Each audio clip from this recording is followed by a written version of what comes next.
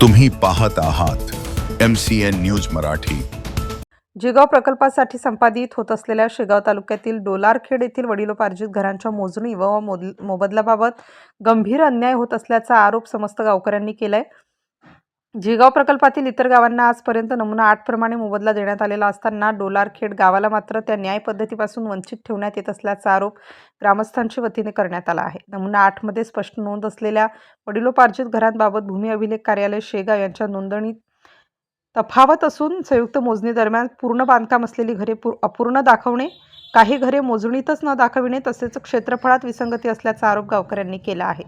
या संदर्भात तात्काळ योग्य तो निर्णय घेण्याची मागणी ग्रामस्थांकडून करण्यात आली असून ग्रामस्थांच्या या निवेदनाची दखल न घेतल्यास बुलढाणा जिल्हाधिकारी कार्यालयावर आमरण उपोषणाचा इशारा डोलारखेड ग्रामस्थांनी प्रशासनाला दिला आहे। MCN न्यूज मराठीकरिता रवी शेगोकार, शेगाव। जिगाव प्रकल्पासंदर्भात आपल्या डोलारखेड येथील उपोषण 25/1/2026 वार रविवार उपोषण सुरू होत आहे।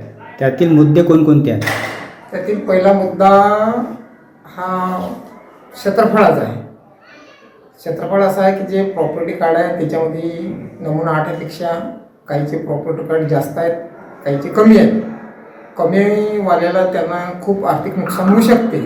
त्याच्यामुळे शासनाकडे 1 वर्षाने मागणी करून शासनाने त्याच्यावर काहीच लक्ष न देता असे उडवाउडीचे उत्तर दिले आणि आम्ही त्रस्त झालो। त्याच्यामुळे आम्ही भूसंपादन अधिकारी गोडगे साहेब याच्याशी 2 वेळा चर्चा झाली, पण त्यांनी फक्त करतो अभ्यास, बाकीचं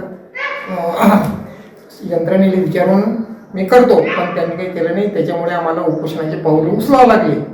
त्यामुळे आमचे अधिक यंत्रणेने आमच्यासोबत एक आता आज पत्र काढलं किंवा आम्ही ते एक मीटिंग ठेवतो। त्या जर आमच्या मीटिंगमध्ये आमच्या जर मनसमाधानीसारखं त्यांनी उत्तर मिळाले तर आम्ही उपोषणाला बसू, नाही तर आमचं 25 तारीखला उपोषणाला बसण्यास सर्व गावकऱ्यांची सर्व तयारी आहे, पूर्ण तयारी आहे। हो। दुसरा मुद्दा काही आहे का? दुसरा मुद्दा आहे ना अजून, ज्यांचे बांधकामं डबल दुमजली आहेत पण त्या GMR मध्ये वस्तुस्थिती म्हणजे जी संयुक्त मोजणी झाली त्यावेळेस त्याचे दोन्ही मजले तयार असताना संयुक्त मोजणीच्या अहवालामध्ये त्यांचा फक्त एकच ताल आला। त्याच्यामुळे त्यांचं बी आर्थिक नुकसान असल्यामुळे त्यांची बी एक अशी दुसरी मागणी ही आहे। पहिली तिसरी मागणी की बुवा जे डबल ताल G+1 म्हणून त्यांना गणलं जाते GMR मध्ये, तसं ते शेऱ्यामध्ये टाकलेलं आहे। शेऱ्यामध्ये टाकल्यानं ते कसं ते शासनाला असं होते की पैसे द्यायचे की नाही द्यायचे ते ठरवणार आहे। तर त्याच्यामुळे आम्हाला कसं आहे की बुवा ते शेऱ्यातून काढून 15 GMR मध्ये एक स्पेशल कॉलम तयार करून तो आम्हाला देण्यात यावा आणि सर्व एकूण बंद्या जे 20, 22, 25 गावचं जे पुनर्वसन झालं त्याचं पूर्ण नमुना 8 प्रमाणे त्यांना सर्व मोबदला मिळाला। फक्त आमचं असं एकच गाव आहे की फक्त ते आमचं प्रॉपर्टी कार्डनुसार करून राहिले। तर आमचे सर्व गावकऱ्याचे असं म्हणणं चालू आहे की नमुना 8 प्रमाणच आम्हाला मोबदला द्या, बाकीच्या गावासारखं मिळाला तसंच आम्हाला नमुना 8 प्रमाणे मिळण्यात यावा।